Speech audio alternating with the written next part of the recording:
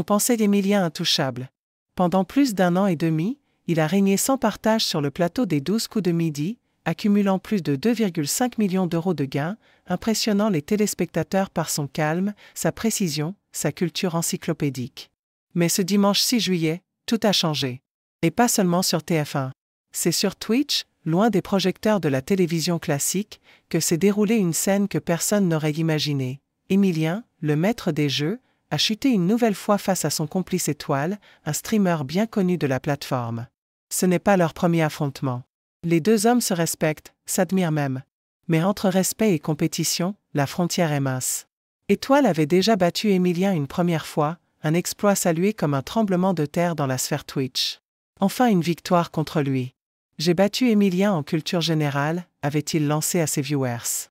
Une fierté légitime, mais éphémère. Depuis, Émilien avait repris le dessus. Jusqu'à ce jour. Jusqu'à ce nouveau live où, au fil des questions, quelque chose s'est brisé. Je ne sais pas ce que je fais. Il faut dormir. Mon cerveau, il buguait complètement, lâche-t-il en direct. Les spectateurs, des milliers, voient en temps réel le champion d'antan vaciller. Ils doutent, hésitent, paniquent. Mon cerveau, il vrille, répète-t-il. Les scores défilent, 33 pour Émilien, 37 pour Étoile. Une défaite sans appel. Et surtout, une défaite publique. Loin d'être amer, Émilien reconnaît la supériorité de son adversaire. Tu wins sans problème, admet-il, digne. Mais dans son regard, la fatigue est palpable. Ce n'est pas un simple jeu. C'est un duel de réputation, une confrontation d'ego, un combat d'identité. Ce qui frappe au-delà du résultat, c'est l'état d'épuisement d'Émilien. Lui qui, depuis des mois, enchaîne les projets, les déplacements, les apparitions, n'a pas pris le temps de souffler. J'ai encore 4 voyages à faire, confie-t-il à demi-mot. Depuis sa victoire aux 12 coups, il n'a cessé de courir. Et ce marathon mental commence à le rattraper.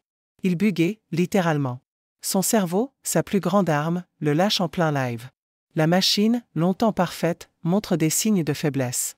Étoile, lui, ne fanfaronne pas. Il célèbre, bien sûr, mais avec pudeur.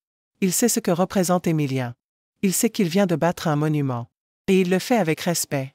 Mieux encore, il promet de le venger sur le plateau des 12 coups de midi. « Je dois aller venger un ami », lance-t-il. « J'irai sur le plateau, je gagnerai le coup fatal et je hurlerai Émilien. » De l'humour, certes, mais aussi une profonde admiration.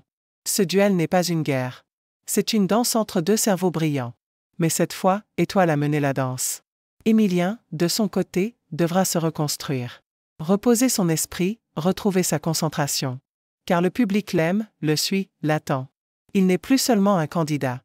Il est devenu une figure, un symbole de l'excellence intellectuelle à la télévision française.